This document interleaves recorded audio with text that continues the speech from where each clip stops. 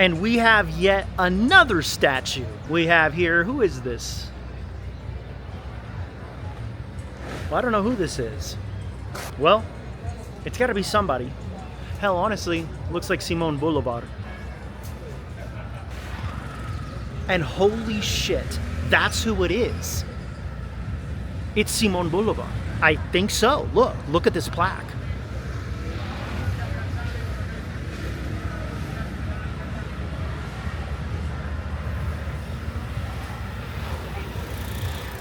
That blows my mind.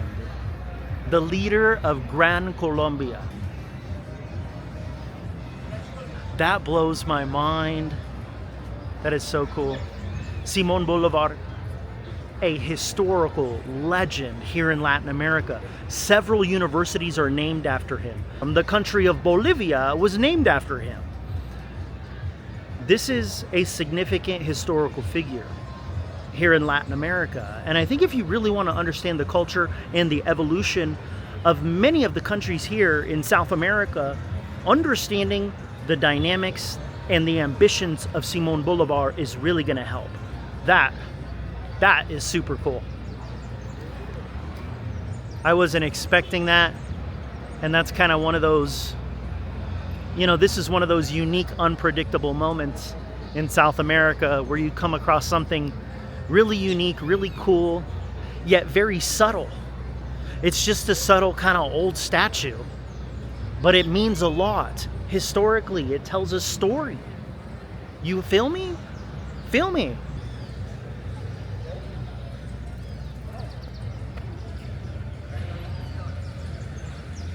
I honestly thought this was a swimming pool when I first saw it at a distance, but to be honest with you, I'm not sure what it is. I don't know. It looks cool from far away. You get up close, it's kind of a mess. There's a mirror. Yeah. Qué hermoso. If you want to do shopping, this is a good place. Man, but these streets are so narrow. Look at this. Compare that with the streets of Buenos Aires, like Paris in Argentina. Jesus.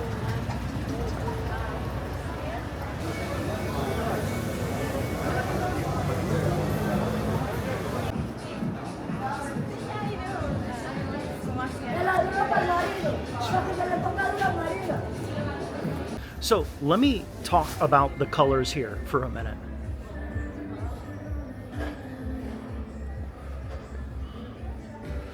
So Guatapé is one of the most colorful towns in Colombia, and they're called zócalos, these colorful panels here.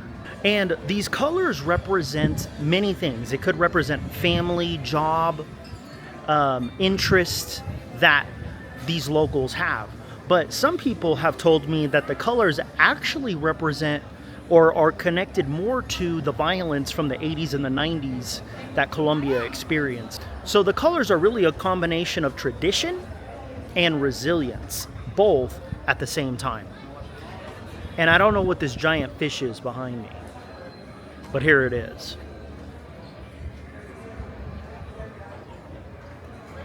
I do wonder how the locals feel about having all these tourists here. I mean, you can see people with their dogs in their windows. This guy's drying his clothes, hanging his clothes out to dry.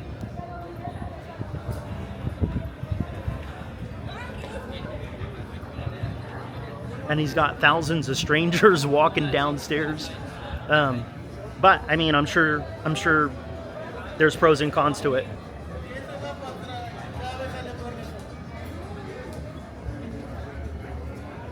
Okay.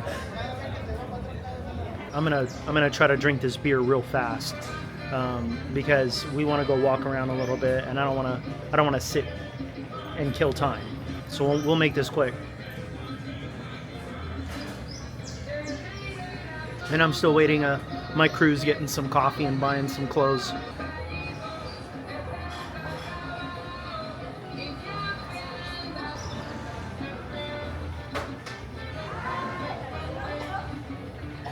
Most people come here for the view. 700 steps up the third largest rock in the world. And we're at El Peñol in Guatapé.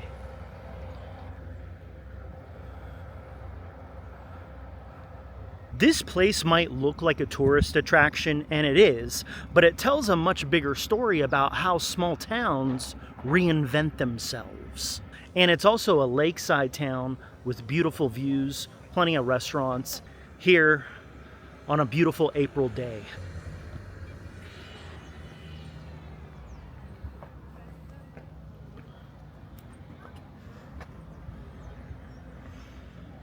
And I'm gonna try to talk my crew here into getting a beer before we try to embark on that journey. So Irene, what do you think of the views here, the town of Guatapé, the rock, the hot sun? No, the sun is not hot. It is what, April? Yep. And so it was pretty nice. Didn't rain today. That right there is a replica of Christ the Redeemer. And I'll get up closer to it as well.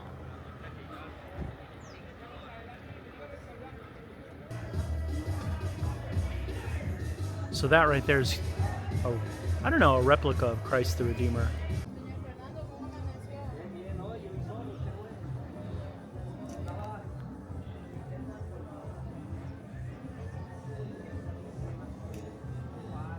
And people do live here.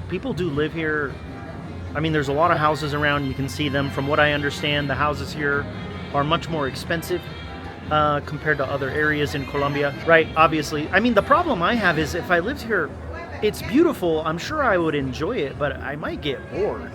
I might get bored after some time. I mean, I love the lake and I love the nature here and how green it is, but I mean, eventually I'd want access to cities and suburbs and things like that. And I do think that there are fish in this lake. As far as I understand, people do go fishing. People definitely go boating here. And this is really, I think, the closest body of water to Medellin. So I think if you're in Medellin and you're looking to do some boating, do some fishing, do some jet skiing, you know, enjoy some time on the lake, I think this is your best bet. Either that or you're going to go to Cartagena, which is further away, hours north.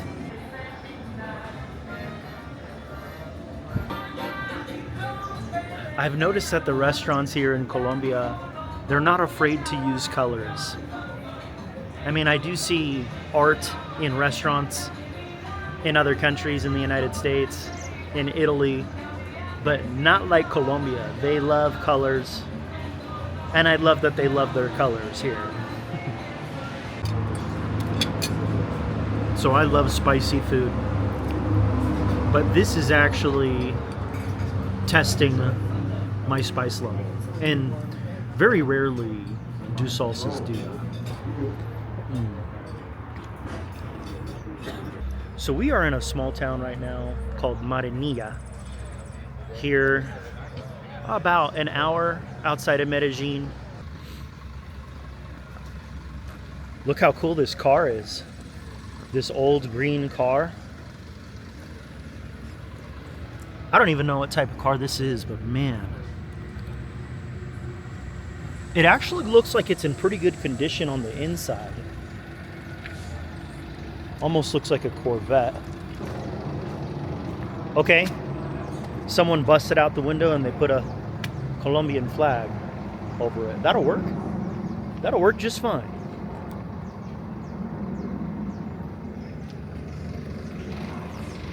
Cool old car though.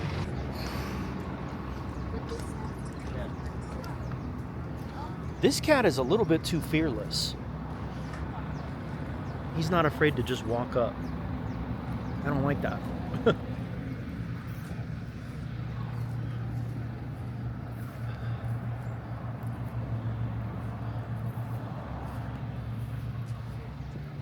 Looks like maybe there's some logging going on here. Climb here. So we have an awesome view overlooking the forest. I guess this is a forest. What do you call it? It looks like a forest to me. Very tropical. Overlooking a valley, I guess, with houses. But check out this view.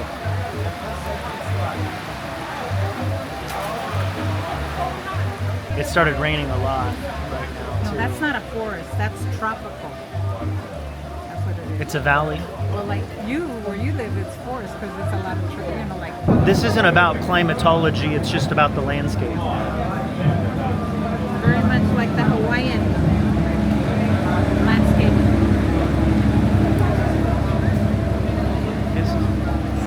I want that house right up there. Yo tengo la casa arriba. The top of the hill right here. Damn, I almost fell. It's raining a ton here. This orange tree is native to Colombia.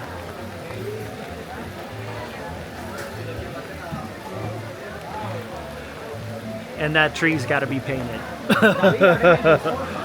That tree's got to be painted. Dude, it is really pouring now.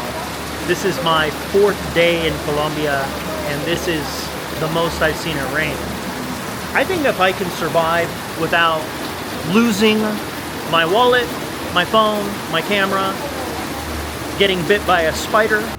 I was just bit by this giant bug right now. And getting bit by a reptile, getting bit by a snake. I think that's a good outcome. Okay, check it out.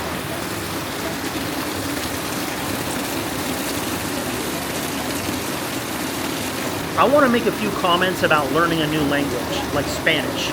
So it can feel, and let's be honest up front, it can feel a little uncomfortable trying to interact with locals when you don't fully know the Spanish language. I think another really good first step is to start with food. Start talking about food. Everybody has to eat to live. So talking about food is a natural way to immediately immerse yourself in the Spanish language, or really in any foreign language. So go to a restaurant, you know, look at the menu, you know, say the word pintos, say the word huevos, try saying new words, and you know, because food is really a good starting point. It really is. After food, I think the next step is like clothing and stores. Zapatos. You go to a store, you ask if they have these shoes, or you ask if they have those shoes in a different color. You know, just making little comments about clothes and stores. So food is a good first starting point. Restaurants. Go to restaurants. Try interacting with servers and cooks there. Then go to a clothing store. Interact with the staff there about clothes. And even if it's little things like mentioning a color, you know, these shoes are green, los zapatos verde. You know, try doing that. And I'm definitely not fluent in Spanish right now. I'm not. But my Spanish is good enough where I can immediately start conversations, follow through the conversations, have the interactions I want to have. And locals are very open to it, and they engage it. So, you know, locals will engage you if you can find the courage, just a little bit of courage, to go out there and to try using new language and saying new words and finding new ways to communicate. And it's fun, right? It's fun. You should look at it as a fun endeavor, not as a stressful endeavor. I think that's a good way to summarize the pursuit of a new language.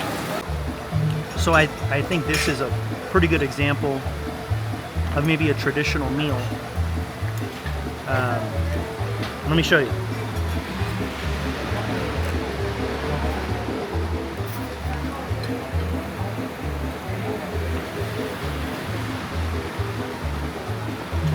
So this is chicken, pintos. We got some rice, and this is a banana. Plátano. And an egg with some vegetables and some beans. I mean, how caloric dense is this? 1,000 calories? Probably less than that.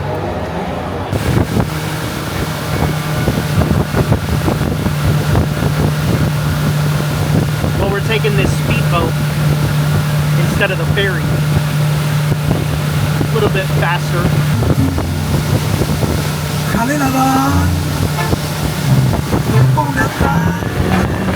Señor, ¿te gusta béisbol? Seattle Mariners. béisbol. Sí, Sí. sí. Pero la gorra no sé. ¿Tu sombrero? No sé de quién la compré porque era plana. Vivo en la Acá. ciudad, sí, Qué sí. bueno.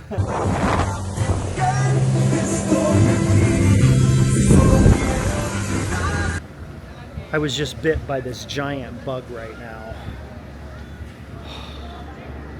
And, dude, I don't know, man. It is...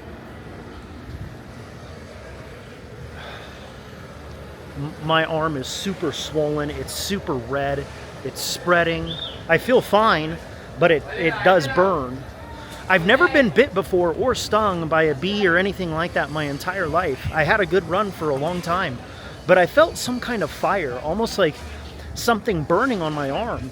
And I turn around and there was a massive bug on it, biting it or stinging it. And the thing is, I asked the locals, is this poisonous? And they said, no, it's not poisonous. You just need to take the poison out. Well, and I'm like, is it poisonous or is it not poisonous? And they're like, no, it's not poisonous, just take the poison out. And I'm like, okay. But we sprayed some kind of medicine on it. I don't know what it is. You know, and the recommendation they gave me was to urinate on the bite. And I've heard of people doing that before, but we can't be doing that here. We gotta have something better. We gotta have a better solution than that. Yeah, man, getting bit by a giant bug in Colombia is not fun. But I don't know. I guess it's all good. I'm gonna drink this beer here, and we'll see how it goes. Hola. ¿Te gusta Colombia? ¿Te gusta? That was a yeah. That's what I heard. Yeah. His haircut, he has the best haircut. This guy right here has the best haircut. We are on the hunt for some dessert right now. So we're gonna head across the street to the casino. We're not gonna hit the casino, but we're gonna hit the little restaurant next to it. It's an Italian restaurant, I think. We'll see what we can find. But my stomach's messed up. I'm just getting some dessert. I'm actually surprised at all the things that are here. There's a BMW center. There's a pretty nice gym here. It looks like a legitimate gym. I mean, there's a bunch of cardio, but there's some kind of aerobics class going on.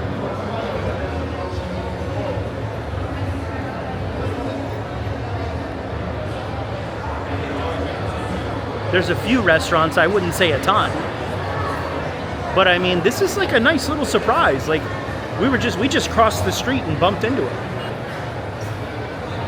Pig burgers, pigs and burgers. Okay. Cool, you know. Another burger joint. I still think Envigado is the best spot for burgers. There were burger places everywhere. We got some Mexican food. This place is popping, actually.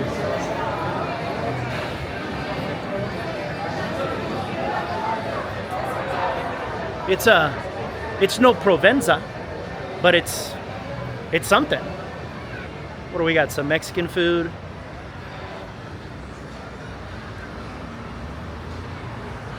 And like, the weather right now, it is nice and cool out. It's not blistering hot. It's not cold. It's just, it feels so right to be here right now at this very moment. It feels so good. And I got a nice view here of the streets of Medellin.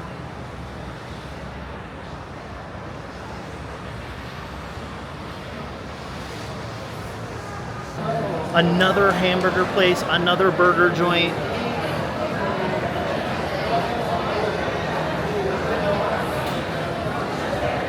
These things are everywhere. But yeah, there's several burger restaurants here. We got a wing place. It's interesting, there are restaurants dedicated to only wings. Like a wing stop if you're from the United States. Those are pretty common here. Like this one. Sports and wings, I mean, hell, I would go to this place all the time if I lived nearby.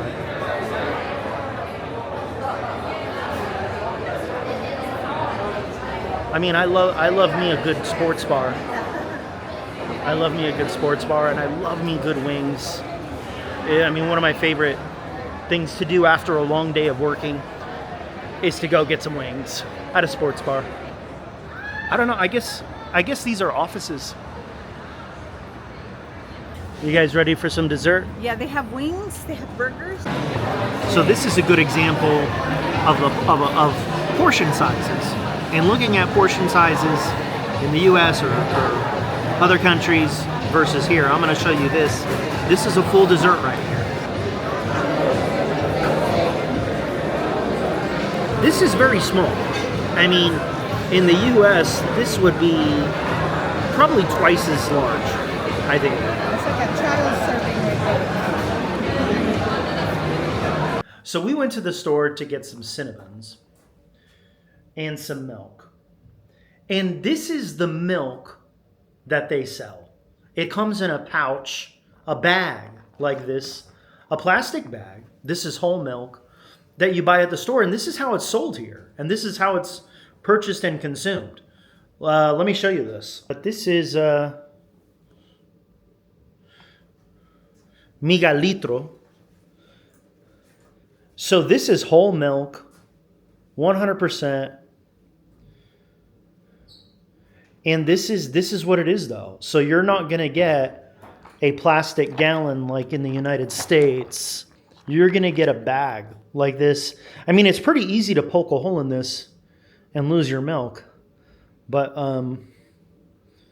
that's how it's done. So why is it done that way? I don't know. Maybe it's to save plastic, environmentalism. Maybe it's cost effective. Maybe it's more efficient. Who knows? But it is interesting to see milk sold in a bag like that. All right, so the three of us are going to try the milk here. We're going to pour it into... Oh, I'm cold. some glasses. Wow, that's funny. That's interesting. Okay. But this is... She's going to tell us. ¿Te gusta? Sí. So apparently the milk is good. Here, I'll give it a try. This is whole milk. Sabe rico. Muy rico. This is very thick whole milk. It's good though. Do you want to try it? Not right now. I'm tired. You guys did a good job. Okay. Es buena. Anyways, I'm going to wrap up this video today. It was a lot of fun. We went to Guatapé, did fun things, did a boat ride, had some beers, had some good food, drank some milk. Anyways, thanks for watching, and we'll see you in the next video.